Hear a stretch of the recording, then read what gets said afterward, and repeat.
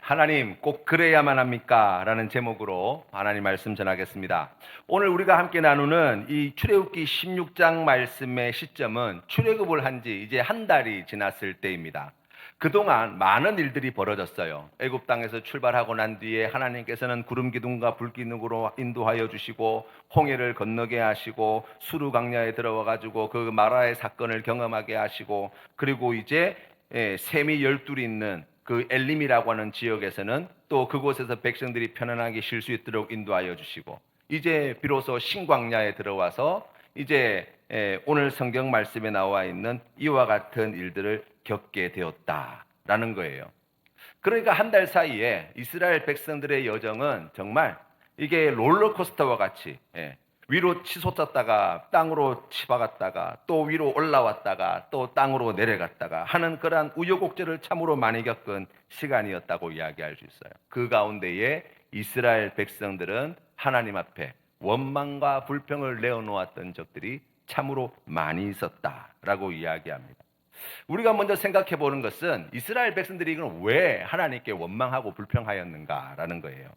성경 말씀을 살펴보면 이스라엘 백성들의 원망한 장면 가운데 아주 인상적으로 우리가 볼 수 있는 것은 홍해 앞에서입니다. 애굽의 군대가 이제 떠난 이스라엘 백성들을 추격해서 병거를 이끌고 그 모든 군대를 동원해 가지고 잡으러 올 때 이스라엘 백성들의 눈앞에 지금 저 멀리서 모래바람을 일으키면서 이렇게 달려오는 그 애굽의 군대의 그 무리들을 보면서 백성들이 지금 앞으로 나아가지도 못하고 뒤로 물러서지도 못할 그런 진퇴양난의 상황 속에서 큰 두려움 가운데에 하나님 앞에, 모세 앞에 그와 같은 불평과 불만을 내어놓았다는 거예요.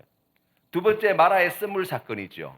이 수르 광야길에 들어오고 난 뒤에 3일이 지나는 동안 이 물을 찾지 못했어요. 그런데 마침내 3일이 지나서 찾게 되어진 샘물이 있었는데 바로 그곳이 마실 수 없는 물, 쓴물이 담겨 있었던 이 마라의 샘이었어요. 그것 때문에 이스라엘 백성들이 얼마나 하나님 앞에 원망하였는지 모릅니다. 그리고 세 번째가 오늘 이야기예요. 출애굽한 지 한 달이 지났어요. 출애굽할 때 당시에 가져왔던 양식들이 이제 거의 다 소진되어지고 이제 양식이 떨어져 가기 시작합니다. 자칫 잘못하다가는 여기서 온 가족이 굶어 죽게 생긴 거예요. 그래서 백성들이 원망과 불평을 모세와 하나님 앞에 쏟아내었다는 거예요.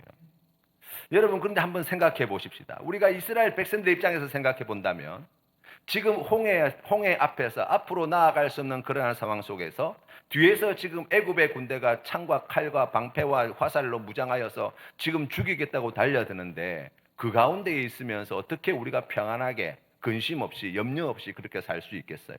지금 생명이 왔다 갔다 하는 자리잖아요. 그러니 이스라엘 백성들이 이와 같은 원망과 불평을 내어놓는 것은 어찌 보면 지극히 인간적이고 당연한 모습이다라고 이야기할 수 있습니다. 마라의 쓴물 사건도 마찬가지예요. 여러분, 이스라엘 백성들은 뭐 수십 명, 수백 명이 지금 이동하는 게 아니에요. 지금 한 민족이 장정만 60만이 넘는 사람들이 지금 애굽 땅에서 출발해 가지고 가나안 땅을 향해서 가는 길이에요. 여러분, 인간적으로 그런 계산이 들지 않았겠어요? 지금 우리에게 필요한 물의 양이 얼마인가? 이 민족을 갖다가 다 먹일 정도가 되려면 물이 얼마만큼 필요한가라는 계산이 서지 않았겠냐고요. 지금 물이 넉넉하여도 부족할 판인데 지금 3일 광야길에 들어왔는데 물을 찾지 못했다가 어렵게 샘이라고 찾은 곳이 마라의 쓴물, 마실 수 없는 물이란 말이죠. 앞으로 나아가야 될지 뒤로 물러서야 될지 어떻게 해야 될지 지금 갈피를 못 잡고 있는 상황 속에서 광야에서 물이 없으면 생존할 수가 없어요. 그러니 그런 두려움과 염려 가운데 이런 원망과 불평을 내어놓는 것은 지극히 당연한 이야기라고 할 수 있습니다. 양식이 떨어졌을 때도 마찬가지 아닙니까? 이게 뭐 쌀 몇 푸대 가지고 어떻게 해결할 수 있는 문제가 아니에요. 광야에서 지금 200만에 가까운 이 백성들이 먹을 양식이 필요한 거라고요. 지금 뭐 어디 가가지고 어디 구워오거나 뭐 이렇게 어떻게 해가지고 보충할 수 있는 그 정도의 양이 아니에요. 이 엄청난 민족이 지금 애굽 땅에서 출발은 하였는데, 멋지게 출발은 하였는데 지금 광야에 들어와서 한 달이 지나는 동안 양식을 가지고 온 양식이 다 떨어져 가지고 이제 생존의 위협을 받고 있는 거예요. 앞으로 나아갈 수도 없고 뒤로 물러설 수 없는 상황 속에서 백성들이 동요하고 불안한 마음에 원망과 불평을 내어놓는 일은 매우 당연한 일이다라고 이야기할 수 있습니다. 생각해 보면 애굽에 살고 있을 때에는 몸은 상당히 고되고 억울한 일도 많이 겪고 하였지만 그래도 적어도 양식 걱정은 덜했다는 거예요. 밥은 먹고 살았죠. 그런데 광야에 나왔는데 생각대로 되지 않는 거예요. 여러분 같으면 원망이 나오겠어요, 안 나오겠어요? 저는 원망이 나올 것 같아요. 아니, 하나님이 그렇게 멋진 일을 하셨으면 지금 광야에서도 지금 그런 능력을 좀 보여주셔야 되는 것 아닙니까? 뭐 이런 생각이 들지 않았겠습니까? 이 백성들의 원망은 한두 번 한 것이 아닙니다. 그런데 이스라엘 백성들이 원망한 것에 대해서 우리가 이렇게 해석해서는 안 돼요. 봐라, 믿음이 없는 이 백성들은 조금만 어려움을 겪어도 이렇게 하나님께 원망하고 불평하였다. 예수 잘 믿는 믿음이 좋은 우리 센텀 장로교회 성도님들은 원망하지 말고 불평하지 말고 우리가 예수 잘 믿으며 살아갑시다. 이런 관점으로 보아서는 하나님이 주시는 풍성한 은혜를 누릴 수 없다고 이야기할 수 있습니다. 성경은 우리에게 사람이 누구인가, 사람이란 어떤 존재인가에 대해서 끊임없이 말씀하십니다. 우리가 말씀을 읽고 묵상하여 그 말씀을 가지고 우리 자신을 들어보게 되면 우리의 실체가 드러나는 경우들이 얼마나 많은지 몰라요. 성경이 말씀하고 있는 인간은 어떤 존재입니까? 우리 스스로가 생각하는 것보다 훨씬 악하고 교만하고 어리석고 연약한 존재라는 거예요. 내가 생각하고 있는 수준, 나는 그래도 이 정도는 되겠지라고 하는 것이 사실은 이게 우리의 그냥 바램일 뿐이지 실상은 그 말씀을 가지고 우리 자신을 비추어 볼 때 그보다 훨씬 못한 우리의 연약함과 부끄러운 모습들을 어렵지 않게 발견할 수 있다는 거예요. 우리가 얼마나 끔찍한 인생인가, 우리가 얼마나 절망적인 인생인가를 어떻게 알 수 있습니까? 예수님의 십자가의 사건을 통해서 알 수 있어요. 하나님이 우리를 구원코자 하실 때 다른 수단과 방법이 있었으면 쓰셨을 텐데 다른 그 어떤 것으로도 구원이 안 되는 거예요. 그래서 하나님이 선택하신 방법이 무엇입니까? 독생자이신 예수 그리스도께서 하늘의 영광을 버리시고 피조물인 사람의 몸을 입고 이 땅에 오셔서 죄 없으신 그분이 고난당하시고 우리의 죄를 대신하여 십자가에 달려 죽으셔야, 그렇게 하시고 난 다음에야 우리를 구원하시는 일을 이루셨다는 거잖아요. 여러분, 우리가 얼마나 끔찍한 죄인이고 우리가 얼마나 답이 없는 인생인가를 예수 그리스도의 십자가 사건을 통해서 볼 수 있습니다. 우리는 그렇게 혹 생각할지 몰라요. 그래도 목사님, 우리는 그래도 예수 믿는 하나님의 자녀 아닙니까? 이제 우리가 예수 잘 믿는 하나님의 백성이 됐지 않습니까? 여러분, 세상 사람들보다 조금 더 낫다고 생각하십니까? 사도 바울은 로마서 3장 9절부터 이렇게 말씀합니다. 그러면 어떠하냐? 우리는 나으냐? 결코 아니라. 유대인이나 헬라인이나 다 죄 아래에 있다고 우리가 이미 선언하였느니라. 기록된 바 의인은 없나니 하나도 없으며 깨닫는 자도 없고 하나님을 찾는 자도 없고 다 치우쳐 함께 무익하게 되고 선을 행하는 자는 없나니 하나도 없도다. 그들의 목구멍은 열린 무덤이요 그 혀로는 속임을 일삼으며 그 입술에는 독사의 독이 있고 그 입에는 저주와 악독이 가득하고 그 발은 피 흘리는 데 빠른지라. 파멸과 고생이 그 길에 있어 평강의 길을 알지 못하였고 그들의 눈앞에 하나님을 두려워함이 없느니라 함과 같으니라. 아멘. 이 말씀을 우리가 적용해 본다면 누구에게 주신 말씀이라고 할 수 있습니까? 하나님을 알지 못하는 세상 사람들에게 주시는 말씀이라고 할 수 있습니까? 아니면 오늘 우리가 그리스도인이라고 스스로 생각하는 우리에게 주시는 말씀이라고 할 수 있습니까? 우리에게 주시는 말씀이에요. 나은 게 하나도 없다라는 거예요. 우리가 주장하는 정당함, 우리가 주장하는 의로움, 우리가 주장하는 탁월함은 대부분 다른 사람과 비교해서 말하는 정도예요. 그래도 제가 저 사람보다는 낫습니다. 내가 그래도 저 정도는 아닙니다라는 거잖아요. 그런데 여러분, 하나님 앞에서는 어떻습니까? 도토리 키재기가 아니에요. 이거는 뭐 그 나물의 그 밥이죠. 그렇죠? 그런데 하나님이 이런 백성을 어떻게 인도해 내셨느냐를 한번 보자고요. 먼저 하나님은 모세와 아론을 바로왕에게 보내십니다. 거기에서 큰 이적을 10개나 10번에 걸쳐서 큰 기적을 애굽 땅에 내리십니다. 그런데 9번째까지는 꿈쩍도 하지 않던 이 바로왕이 10번째 재앙이 내리고 난 뒤에야 비로소 이스라엘 백성들을 내보냈다는 거예요. 이스라엘 백성들이 출애굽을 하게 되었을 때도 마찬가지죠. 하나님께서 이 백성의 진로를 가나안 땅까지 가는 가장 신속하고 편하게 갈 수 있는 블레셋 길이 아니라 홍해와 해안길로 이 백성을 인도하였습니다. 그리고 홍해를 마른 땅으로 건너가게 하셨어요.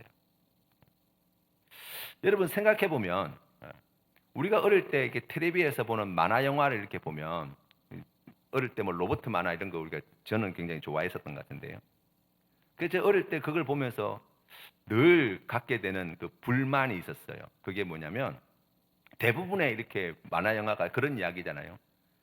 나쁜 놈들이 왜 쳐들어왔는지를 스토리를 통해서 말해주고, 그리고 그 나쁜 놈들을 무찌르기 위해서 이제 착한 로봇가 이제 마징가 제트 뭐 이런 애들이 이제 출발하잖아요.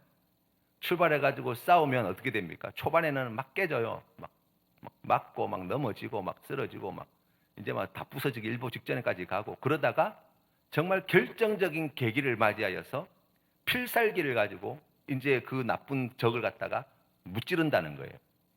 그래서 저는 그런 로봇의 이야기를 들으면 볼 때마다 이제 어떤 생각이 들었냐면, 아니 그럴 것 같으면 처음부터 합체를 하고 싸우지. 처음부터 제일 강한 그 레이저 뭐 광선 이런 거 막 제일 센 무기를 갖다 처음부터 사용해가지고 무찌르면 되지. 그걸 갖다가 처음부터 안 하고 실컷 두들겨 맞고 고생하다가 그러다가 겨우겨우 그렇게 이기냐. 그게 저한테는 늘 불만이었던 것 같아요. 이스라엘 백성들도 그러지 않았겠습니까? 이스라엘 백성들이 이렇게 연약하고 문제투성이라는 걸 하나님이 아시잖아요. 그러면 이 사람들을 잘 아시는 하나님께서 그들을 인도하실 때 이런 질문이 들지 않겠어요? 10가지 재앙까지 내릴 필요가 뭐 있습니까? 결정타, 그 장자의 죽음의 재앙을 제일 먼저 내리는 거예요. 그래서 뭐 이 애굽 온 땅에 곡소리 나게 만들고 애굽의 바로왕이 뭐 시급해가지고 그냥 한 번에 백성들을 보내게 하면 되지 않냐. 그러면 시간도 전략되고 또 피해도 줄어들고 뭐 10가지 재앙이 미치는 동안 애굽 땅이 완전히 초토화가 되는 거 아닙니까? 그러니까 그런 불필요한 에너지를 갖다가 낭비할 이유가 뭔가 하는 생각이 들어요. 이스라엘 백성들이 홍해를 건널 때도 마찬가지 아닙니까? 아니 그 애굽의 군대가 쫓아와가지고 그것 때문에 이스라엘 백성들이 그걸 보고 막 겁에 질려가지고 막 그 난리를 지기는 거, 그걸 갖다가 하나님 그냥 아셨을 텐데 그런 험한 꼴 보느니 그냥 이스라엘 백성들이 홍해에 딱 도착하기 전날 밤에 하나님께서 홍해를 미리 딱 갈라놓으시고, 요즘 고속도로로 가면 하이패스 있잖아요. 하이패스처럼 딱 도착하자마자 마른 땅 딱 준비해놨다가 건너가라. 그래가지고 이스라엘 백성들이 쭉 건너가면, 아니 그런다고 뭐 하나님이 하신 걸 모를 것도 아니고 하나님한테 찬양을 안 드릴 것도 아니고 정말 기분 좋게 기쁜 마음으로 홍해를 건너게 될 건데, 그리고 건너고 난 다음에 나중에 뭐 쫓아오는 애굽 백성을 애굽 군대를 갖다가 뭐 몰살을 시키든지 뭐 어떻게 하는 거 하나님이 하시는 일이고 그렇잖아요. 마라의 쓴물 사건도 마찬가지 아닙니까? 혹시 거기에 이스라엘 백성들이 가가지고 물이 없다고 아우성 치기 전에 이미 그렇게 다 보고 계시고 알고 계신다면 하나님께서 미리 모세한테 야 이제 너 좀 가다 보면 마라의 쓴물을 만나게 될 텐데 거기에 가면 그거 못 먹는 물이다. 그거 먹는 물로 내가 바꾸는 방법을 가르쳐 주겠다. 거기에 내가 지정한 나뭇가지가 있을 텐데 그걸 던져가지고 쓴물을 단물로 바꿔줘라. 그래야 이스라엘 백성들이 다 먹는다. 그래야 걱정 없이 살 수 있다. 뭐 그렇게 해가지고 딱 도착하자마자 그렇게 모든 것이 착착착 아구가 맞아 들어가게 해가지고 이스라엘 백성들이 그런 험한 꼴 안 보고 불평하고 원망하는 일 없이 그렇게 기쁘고 행복하게 그렇게 물을 마시면 안 되나? 양식이 떨어져 가는 거 하나님이 모르셨을까요? 알았을 거예요. 한 달이 되어가는 동안 애굽 땅에서 가져온 양식들이 조금씩 줄어들다가 이제 바닥을 보기 시작하거든요. 그럴 때 하나님께서 양식이 다 떨어져가네. 걱정하지 마라. 내가 너희들을 위해서 하늘에서 비와 같이 만나와 메추라기를 내려줄 테니까 그것 가지고 떡 만들어 먹고 고기 먹고 그래가지고 광야에서 가나안 땅 들어갈 때까지 먹는 거 걱정하지 말고 내 말 잘 듣고 그렇게 가자. 뭐 그러면 이스라엘 백성들이 그것 때문에 아이고 하나님이 내리신 게 아니라는 둥, 자기들이 능력이 좋아가지고 가졌다는 둥, 그렇게 말할 사람들도 아니잖아. 좀 그렇게 해주시면 안 되나? 그렇죠. 광야에서 40년 동안 돌릴 일은 또 뭐 있어요? 블레셋 길, 거기 빠른 길 그쪽으로 가가지고 아니 블레셋하고 전쟁이 걱정이 되면 하나님 미리 좀 손봐 주시면 그래서 블레셋하고 안 싸우도록 하면 될 거 아니에요. 그래서 그냥 곧바로 가나안 땅에 들어가가지고 거기에서 그냥 바로 정복 전쟁하고 그리고 이스라엘 백성들이 거기에 정착하도록 해주시면 안 되나? 뭐 그런 마음들 말입니다.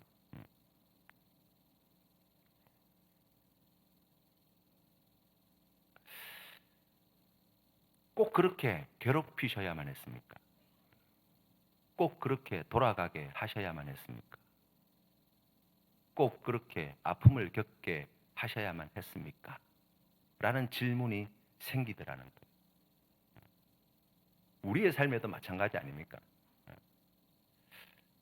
좀 그런 일을 좀 안 겪고 좀 하나님 좀 은혜 주셔가지고 잘 되도록 해주시고 걱정 없게 해주시고 그러면 참 좋을 텐데 살아가면서 내 마음대로 되는 게 잘 없더라고요. 그럴 때마다 우리가 하나님한테 그런 원망 아닌 원망을 내어놓게 되는 거예요. 하나님, 꼭 그렇게 해야만 했습니까? 꼭 그 길로 가게 하셔야만 했습니까? 우리가 그런 이야기들을 하나님께 내어놓을 수 있다는 거예요. 종교개혁가였던 마틴 루터는 우리가 신학자가 되기 위해서는 세 가지 조건을 갖춰야 된다고 이야기했어요. 그 첫 번째는 말씀이고, 두 번째는 기도고, 세 번째는 고난이다라고 이야기했어요. 그러니까 신학자가 된다는 것은 이 말의 의미를 좀 생각해 보면 어떤 사람을 이제 마틴 루터가 생각하는 신학자, 이상적인 신학자라고 생각했을까를 생각해 보면 하나님을 잘 알고 하나님 말씀을 잘 알고 그 뜻대로 잘 순종하며 살아가는 사람. 그러니까 믿음이 좋은 사람이라고 이야기할 수 있어요. 그렇죠. 그러니까 이거 갖다가 우리의 삶에 적용해 보면 우리가 예수 잘 믿는 신앙생활 잘 하는 그런 그리스도인이 되기 위해서는 첫 번째 말씀이 필요하고 두 번째 기도가 필요하고 세 번째 고난이 필요하다라는 거예요. 우리는 신앙생활하면서 늘 오해하는 것 중에 하나가 이런 거예요. 하나님이 우리를 출애굽시켜 주셨으면 이제 자유와 부유함과 평안함을 마음껏 누리게 해주셔야 한다라고 생각합니다. 적어도 우리가 하나님 말씀을 잘 알고 말씀에 잘 순종하면 고난도 없고 시험도 없고 또 안락하고 풍요롭고 평화로운 삶을 살도록 인도해 주셔야 한다라고 기대한다는 거예요. 아마 이렇게 이야기하면 아닌데요 라고 말씀하시는 분이 혹 계실지도 모르겠어요. 그런데 저는 이 말씀을 묵상하면서 저의 신앙의 삶의 자리를 돌아볼 때 입술로는 그렇게 아니라고 생각하지만 내가 하나님께 기대하고 소원하는 바, 그 모든 것들이 그 범주 안에 다 들어가더라고요. 그러니까 고생하지 않고 평안하게 은혜롭게 뜻대로 계획대로 복받고 잘되고 형통하고 부흥하고 성장하고 근심 없고 걱정 없고 건강하고 우리가 그런 것들을 꿈꾼다는 거예요. 기도와 말씀은 우리의 신앙생활에 있어서 매우 중요하다는 사실을 부인할 사람은 아무도 없어요. 그렇지요. 예수 잘 믿으려면 기도 생활 열심히 하고 말씀 생활도 그에 못지않게 열심히 해야 될 필요가 있습니다 라고 이야기합니다. 그런데 걸리는 게 있어요. 왜 예수님을 잘 믿는데 고난이 필요한가? 라는 이 질문이에요. 이러한 질문에 대해서 우리가 하나님께 꼭 그래야 합니까? 라고 우리가 하나님께 반문할 수 있다는 거예요. 좀 편안하게, 좀 형통하게, 근심 없이, 걱정 없이 가면 안 됩니까? 라는 이야기가 우리의 입에서 그냥 나온다는 거예요. 여러분, 고난이 뭘까요? 무엇이 고난입니까? 언제 고난이 닥쳐옵니까? 우리가 고난에 대해서 이야기할 때 출애굽기 1장부터 16장까지의 말씀을 통해서 이 고난에 대해서 한번 정리를 해보자고요. 정리를 해보면 두 가지로 요약이 되더라고요. 그 첫 번째는 출애굽기 말씀 1장부터 16장까지의 말씀을 통해서 정리한 고난은, 첫 번째는 내 능력의 한계치를 넘어선 것이 바로 고난이에요. 이스라엘 백성들의 입장에서 봤을 때 홍해 앞에서 지금 진퇴양난의 입장에 놓여 있을 때 이스라엘 백성들이 이 애굽의 군대를 무찌를 그러한 무기와 능력과 힘을 가지고 있었다면, 백전백승할 수 있는 그러한 확신이 있었다면 두려웠겠습니까? 아니에요. 원망했겠어요? 아니에요. 잘 만났다 이놈들, 오늘 여기서 본때를 좀 보여줘야 되겠다 라고 생각하지 않았겠냐고요. 여러분, 마라에서 물을 만나셨다는 마찬가지죠. 그들이 가지고 있는 물이 넉넉하였다면 그것 때문에 하나님을 원망했겠어요? 아이고, 이거 못 마시는 물이네, 다른 데 가자, 그랬을 거라고요. 양식의 문제도 마찬가지 아닙니까? 먹을 양식이 넉넉했으면 이 한 달째 되었을 때 하나님께, 모세에게 원망을 했겠습니까? 아니에요. 우리의 인생의 고난이 왜 찾아오냐, 무엇이 고난이냐 라고 이야기하면 내 능력 밖의 일이기 때문에 그것이 우리에게 괴로움이 되어지는 거예요. 내가 가진 물질과 지식과 힘과 능력으로 감당할 수 있고 해결할 수 있으면 더 이상 고난이 아닙니다. 오히려 내 능력을 증명해 볼 수 있는 절호의 기회가 될 수도 있어요. 감당이 안 돼서 고난이에요. 내 능력 밖에서 고난이라고요. 그러면 여러분, 이렇게 이야기해 봅시다. 자신의 한계가 없는 사람이 있습니까? 가지고 있는 재산이 많으면 한계가 없으십니까? 타고 다니는 차가 아주 값비싼 외제차면 그 사람은 한계 없는 인생을 살아갈 수 있습니까? 아니에요. 우리나라의 최고 부자라고 하는 그러한 재벌 이끄는 그런 기업 총수들도요, 한계가 있더라고요. 그래서 감옥 들어가는 거 아닙니까? 대통령은 뭐 하고 싶은 대로 다 합니까? 아니에요.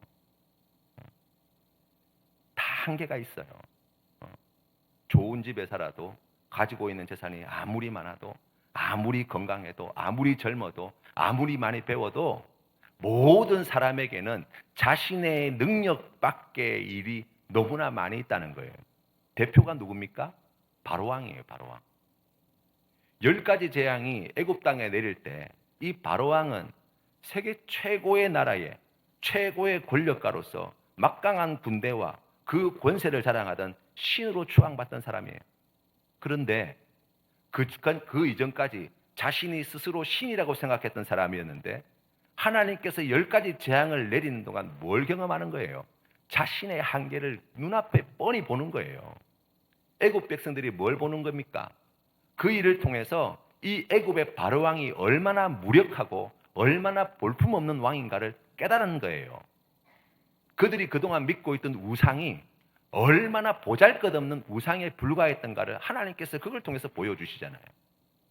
세계 최고의 권력과 힘을 가지고 있는 사람도 그 한계가 다 있는 거예요. 그 말은 무엇입니까? 모든 인간에게는 고난은 필연적이다라는 거예요. 한계가 있기 때문에. 그런데 여러분, 예수 믿는 사람에게는 그게 전부가 다가 아니에요. 출애굽기 말씀을 묵상하면서 고난이 되어진 또 하나의 이유를 발견할 수 있는데, 그것은 무엇이냐면 하나님의 침묵이에요. 홍해를 만났습니다. 애국 군대가 쫓아옵니다. 이스라엘 백성들이 큰 혼란과 두려움에 빠지게 되었습니다. 그 이유는 무엇입니까? 하나님이 그들과 함께 하신다는 것을 백성들은 알지 못했어요. 하나님이 그들에게 주시는 말씀을 듣지 못했어요. 그 말씀대로 되어지는 것을 보지 못했어요. 마라의 스물 사건도 마찬가지예요. 이스라엘 백성들이 하나님께서 주신 말씀을 듣기까지 이 백성들은 원망과 불평을 일삼았습니다. 하나님이 아무런 반응을 보이시지 않는 것처럼 여겨졌기 때문일 거예요. 우리 읽었던 16장 말씀의 사건도 마찬가지 아닙니까? 양식이 떨어져가지고 지금 내일 양식을 어떻게 하나 다들 걱정하고 있는데 하나님이 아무런 말이 없어요. 그러니 두려움이 찾아오고 원망이 나오고 불평이 쏟아지는 거예요.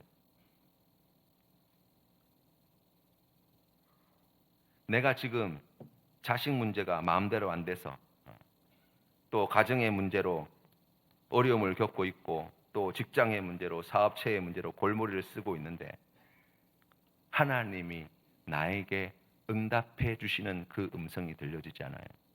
하나님의 뜻이 분명히 보여지지 않아요. 하나님이 어디로 인도하시는지 깨닫지 못해요. 그러면 그 상황이 우리에게 전부 다 고난이 되어지는 거예요. 질문을 이렇게 좀 바꿔보면 어떨까요? 맨날 배추김치 먹던 사람이 어느 날 소고기를 먹게 되면 하나님을 더 잘 믿게 됩니까? 자녀가 좋은 대학에 들어가게 되면 하나님을 더 잘 믿을 수 있습니까? 좋은 직장을 갖게 되면, 더 큰 집을 차지하게 되면 우리가 하나님을 더 잘 믿을 수 있냐고요? 아니에요. 우리가 매일 살아가는 모든 삶의 자리에서 모든 문제와 모든 한계 앞에 하나님의 뜻이 무엇인지 모른다고 한다면, 하나님께서 우리에게 주시는 말씀이 무엇인지 알지 못한다고 한다면 아무리 좋은 것을 많이 가지고 있어도 이 고난은 우리에게서 결코 떠나지 않을 거예요. 감옥에 갇혀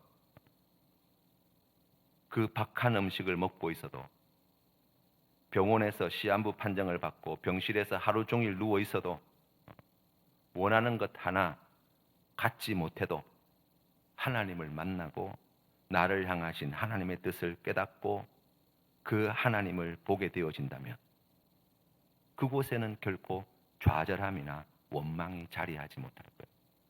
오히려 소망 가운데 하나님에 대한 기쁨과 감사의 고백이 넘쳐나게 될 거예요. 여러분, 우리가 고난을 만날 때 우리가 저지르기 쉬운 가장 어리석은 모습이 무엇입니까? 원망하고 불평하는 거예요. 왜냐하면 이 원망이라고 하는 것은, 불평이라고 하는 것은 단순히 말로 그치는 것이 아닙니다. 이 원망과 불평은 우리의 신앙에 심각한 영향을 미쳐요. 그 첫 번째는 과거에 매이게 만들어요. 미래를 볼 수 없게 만듭니다. 미래를 볼 수 있으면 원망하지 않습니다. 불평하지 않습니다. 미래가 안 보여서 과거만 눈에 들어와서 원망이 나오는 거예요. 3절 말씀을 보세요. 이스라엘 자손이 그들에게 이르되 우리가 애굽 땅에서 고기 가마 곁에 앉아 있던 때와 떡을 배불리 먹던 때에 여호와의 손에 죽었더라면 좋았을 것을 너희가 이 광야로 우리를 인도해내어 이 온 회중이 줄여 죽게 하는도다. 아멘. 출애굽기 시작 부분을 한번 기억해 보세요. 이스라엘 백성들이 그곳에서 종의 신분으로 전락하고 이 백성들이 너무나 괴로워서 하나님 앞에 그 백성의 부르짖는 소리가 상달되었어요. 하나님께서 그 부르짖는 소리를 들으시고 모세를 준비하시고 보내신 거잖아요. 못 살겠다, 너무 괴롭다, 힘들다, 아우성치던 땅이에요. 그런데 지금 양식이 떨어지고 양식을 구할 길이 없자 이스라엘 백성들이 어디를 자꾸 기억합니까? 애굽 땅. 그곳에서 분명히 착취당하고 그곳에서 분명히 차별당하고 그곳에서 정말 심한 노역 가운데 하루하루 살아가기가 너무나 힘이 들었는데 뭐라고 이야기합니까? 애굽 땅에서 고기 가마 곁에 앉아있던 때와 떡을 배불리 먹던 때에 라고 이야기합니다. 지금 이 백성들은 하나님을 향한 원망하는 마음으로 이 모세를 향한 원망과 불평의 마음을 가지게 되어질 때 지금 있는 이 현실도 제대로 보지 못할 뿐만 아니라 지나온 과거도 왜곡하여서 그 과거에다가 자신을 메어버리는 것, 그러한 어리석은 죄를 범하게 됩니다. 미래를 잃어버렸어요. 하나님께서는 약속하신 땅 가나안 땅을 주시기 위하여 이 백성을 하나님을 예배하는 백성으로 만드시기 위하여 부르셨는데 이 어려움 가운데 이 백성의 마음은 온통 어디로 가 있습니까? 애굽. 그 애굽으로 돌아가자는 거예요. 그때가 좋았다는 거예요. 정말 좋았습니까, 여러분? 아니에요. 사람의 마음이 이렇게 강팍하게 되는 거예요. 원망과 불평을 일삼게 되어지는 말입니다. 두 번째로 우리가 원망과 불평을 하게 되면 하나님에게서 마음이 멀어지게 됩니다. 사람과 상황에 대한 원망이 결국 하나님과의 관계를 깨트려 버려요. 8절 말씀에 보시면 이렇게 나와 있습니다. 모세가 또 이르되 여호와께서 저녁에는 너희에게 고기를 주어 먹이시고 아침에는 떡으로 배불리시리니 이는 여호와께서 자기를 향하여 너희가 원망하는 그 말을 들으셨음이라. 우리가 누구냐? 너희의 원망은 우리를 향하여 함이 아니요 여호와를 향하여 함이로다. 아멘. 모든 원망은, 모든 불평은 누구에게 하는 것입니까? 하나님께 하는 거예요. 그렇게 생각하실 분이 있을지도 모르겠어요. 아닙니다, 목사님. 저는 우리 남편이 좀 불평이지 내가 우리 남편한테 하는 소리지 그 하나님한테 하는 이야기 아닙니다. 그 남편 누가 주셨어요? 하나님이 짝지어 주신 것 아닙니까? 세상을 향해서 원망하고 불평하는 것, 정치 지도자를 향해서 원망하고 불평하는 것은 누구에게 하는 것입니까? 하나님께 하는 거예요. 하나님께. 우리 입술에서 내뱉는 모든 원망과 불평은 이 우주 만물을 창조하시고 다스리시고 우리에게 이 모든 것을 허락하신 하나님께 결국에는 향하게 되어지는 거예요. 세 번째로 이 원망의 말, 불평의 말은 자신의 마음을 무력하게 만들 뿐만 아니라 다른 사람의 마음도 그렇게 무기력하게 만들어 버립니다. 우리가 오늘 읽은 본문 말씀 2절 말씀에 보시면 이렇게 나와 있어요. 이스라엘 자손 온 회중이 그 광야에서 모세와 아론을 원망하여 이렇게 나와 있어요. 여러분 생각해 보세요. 지금 거의 한 200만에 가까운 180만에서 200만 정도 되는 그런 민족의 대이동이에요. 어느 날 아침에 눈을 딱 뜨자마자 사람들이 약속기나 한 듯이 다 일어나가지고 똑같이 모세와 아론을 욕하진 않았을 거 아니에요. 생각해 보면 광야길을 걸어오는 동안 한 달 동안 이제 광야길도 걷고 막 별의별 일을 다 겪고 오는 동안 그 가운데 막 사람들이 막 힘들다고 피곤하다고 불평하기도 하고 그랬을 거 아니에요.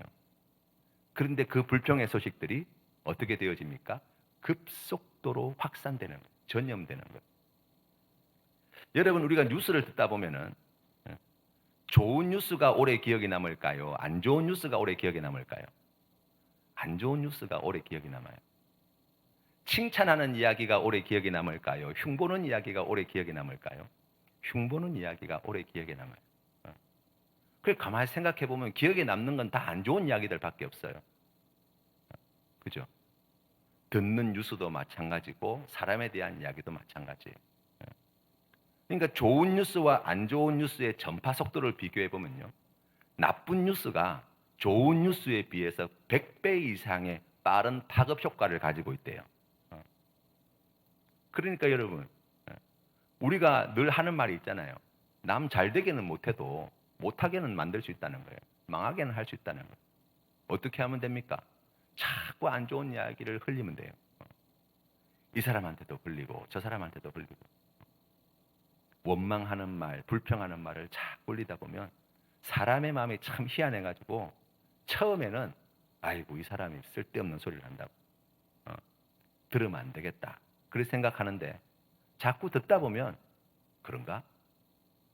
그 들었던 이야기 가지고 그 사람을 다시 보면 진짜 그런 것 같아. 판사님들이 재판을 할 때요. 이 판사님들이 직접 하신 이야기. 재판을 할 때 검찰이 공소장을 올리잖아요. 이 사람은 이런 나쁜 죄를 저질렀고 그러한 죄를 저질른 증거가 이런 것들이고 그렇기 때문에 이렇게 감방에 가야 되고 뭐 이런 이야기들을 갖다가 공소장을 막 써가 올린단 말이죠. 그 처음에 판사님들이 그 공소장을 보기 전에는 중립 딱 서가지고 내가 똑바르게 내가 판단을 내려야 되겠다 생각이 든대요. 그런데 공소장을 갖다가 한참 읽어 나가다 보면 어느 순간 그 검사의 논리가 동의가 되고 공소장을 갖다가 마지막 딱 덮는 순간 이놈 나쁜 놈 맞네 라는 결론이 나온다는 거예요. 그리고 나쁜 놈이라는 생각을 가지고 재판의 과정을 이제 지나가게 된다는 거예요. 사람의 마음이 그래요. 나쁜 말들, 안 좋은 말들, 원망하는 말들, 불평하는 말들은 자신을 상하게 할 뿐만 아니라 자신만 망하게 하는 것이 아니라 다른 사람들도 그렇게 무기력하고 나쁜 길로 접어들게 만든다라고 이야기합니다. 또 원망과 불평은 하면 할수록 늘어나요. 원망하고 불평을 하려고 하면요, 아침에 눈 뜨면서부터 잠들 때까지 다 불평거리, 원망거리예요. 아침에 눈 떴으면 안 일어난다고 불평을 할 수 있어요. 빨리 안 일어난다고 잔소리할 수 있어요. 일어나면 이불 안 갠다고 욕할 수 있어요. 이불 개고 나면 안 씻는다고 욕할 수 있어요. 그렇죠? 빨리 안 씻냐고. 알았다고 가서 씻으면 빨리 와가지고 자리에 앉아 밥 먹지 뭐 하냐고. 그 자리에 앉아 밥 먹으려고 이렇게 앉아 있으면 숟가락 안 넣고 뭐 하냐고. 그 숟가락 넣고 있으면은 뭐 해야 돼요? 빨리 밥 안 먹는다고 잔소리 하는 거예요. 밥 먹고 있으면 반찬 골고루 안 먹는다고 뭐라 그러고, 반찬 이것저것 막 적어 먹으면 살찐다고 막 뭐라 그러고. 그렇죠? 밥 다 먹고 나면 빨리 안 치운다고 뭐라 그러고. 잔소리를 하려고 하면 눈을 떠서 잠들 때까지 모든 것이 다 불평거리, 잔소리거리가 돼요. 원망거리가 되어진다고. 하면 할수록 늘어나는 게 원망과 불평이에요. 성경에서 말하는 사람은 어떤 존재인가라고 생각해서 우리가 살펴보면 아까 말씀드린 것처럼 우리가 생각한 것보다 우리가 얼마나 타락하고 우리가 얼마나 악하고 어리석고 연약한 존재인가를 성경은 이야기합니다. 그것을 무엇을 통해서 확인할 수 있다고요? 예수 그리스도의 십자가 사건을 통해서 우리에게 그것을 말씀하십니다. 그런데 성경은 그게 다가 아니에요. 참 아이러니하게도 성경은 거의 모순에 가깝게 동일한 예수 그리스도의 십자가 사건을 통해서 새로운 놀라운 깨달음을 우리에게 주시는데 그게 뭐냐면 우리가 생각하는 것보다 우리가 썩 괜찮은 사람이라는 거예요. 어떻게 그걸 이야기하고 있습니까? 하나님이 그의 독생자를 십자가에 내버리시기까지 우리를 그렇게 귀하게 보신다는 거예요. 사랑하신다는 거예요.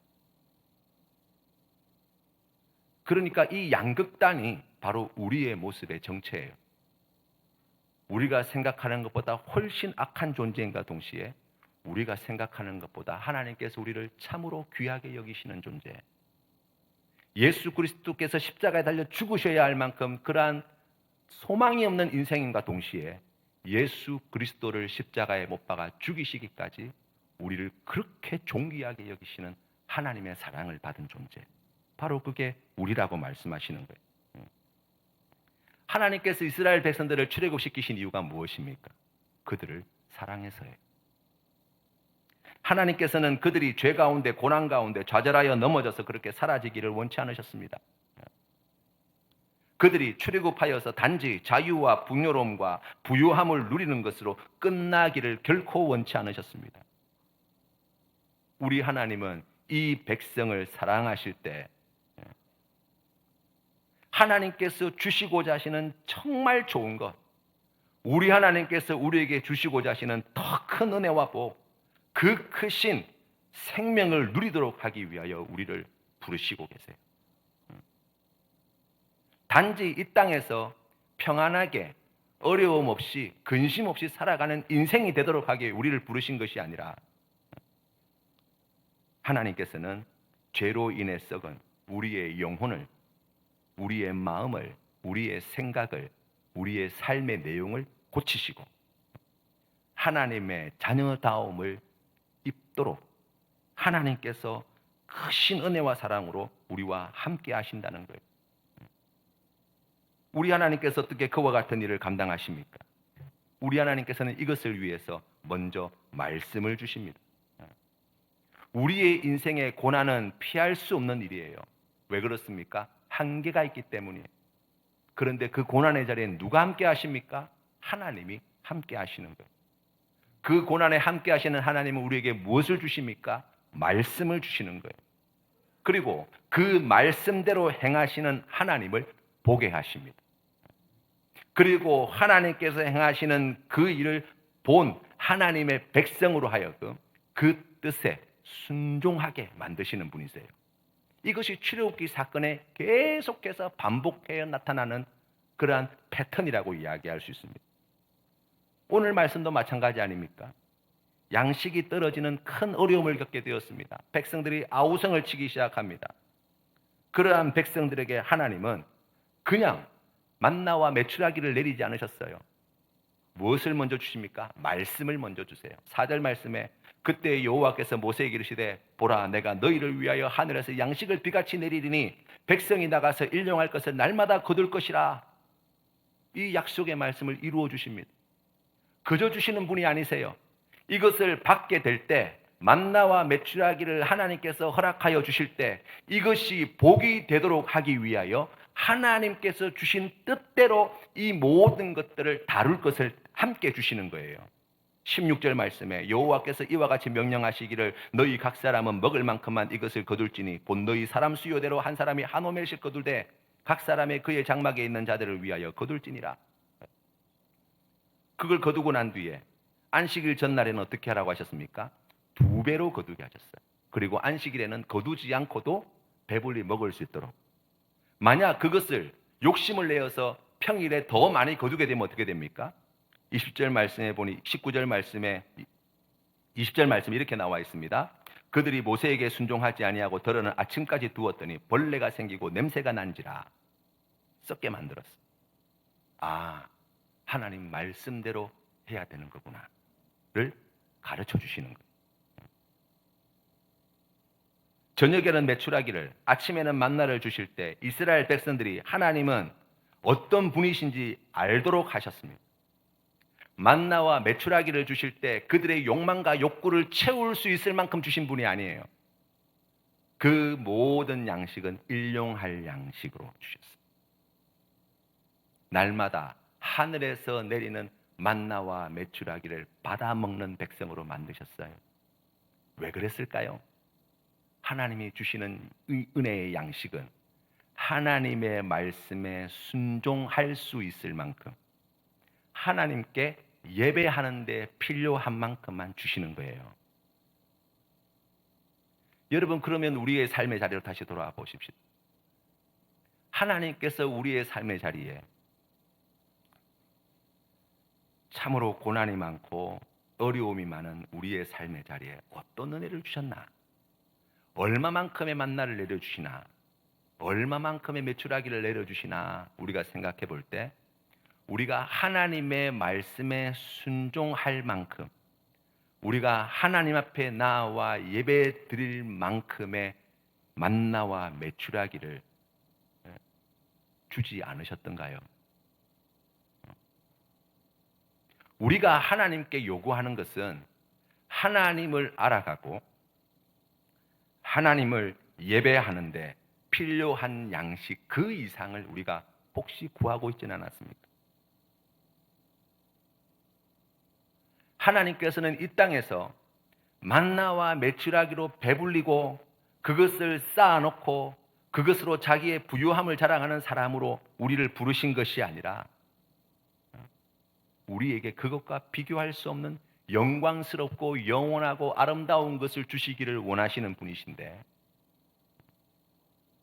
우리의 시선은 하나님께서 장차 약속하신 미래의 약속의 말씀에 있지 않고 지금 이 땅에 우리의 지난 과거에 꽂혀 있지는 않습니까?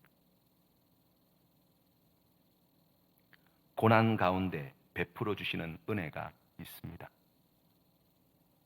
그렇기 때문에 사도 바울은 디모데전서 6장 6절 말씀에 이렇게 고백합니다. 그러나 자족하는 마음이 있으면 경건은 큰 이익이 되느니라. 우리가 세상에 아무것도 가지고 온 것이 없음에 또한 아무것도 가지고 가지 못하리니 우리가 먹을 것과 입을 것이 있은즉 족한 줄로 알 것이니라. 구하려고 하는 자들은 시험과 올무와 여러 가지 어리석고 해로운 욕심에 떨어지나니 곧 사람으로 파멸과 멸망에 빠지게 하는 것이라. 아멘.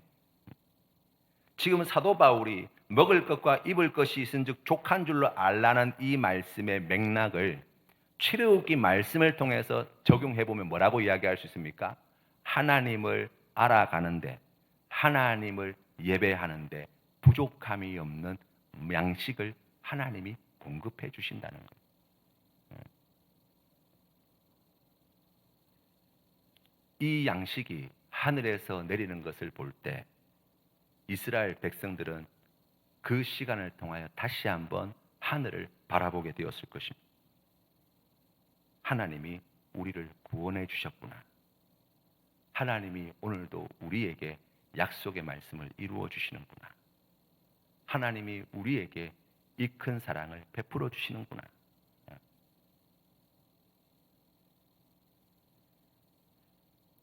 예수님께서는 요한복음 6장 48절부터 이렇게 말씀하십니다. 내가 곧 생명의 떡이니라. 너희 조상들은 광야에서 만나를 먹었어도 죽었거니와 이는 하늘에서 내려오는 떡이니 사람으로 하여금 먹고 죽지 아니하게 하는 것이니라. 아멘. 하늘에서 내려온 영원토록 효력이 있는 만나, 그 생명의 떡이 누구입니까? 예수 그리스도. 만나를 받아 먹던 이 백성들이 그 만나를 받아 먹으면서 무엇을 기억하게 하십니까? 예수 그리스도를 생각하게 하시는. 오늘 우리가 하나님께서 주시는 그 은혜로운 양식, 하나님을 알아가며 예배하는 데 필요한 그 모든 좋은 것들을 하나님부터 받아 누릴 때 우리의 생명의 떡 대신 예수 그리스도를 기억하며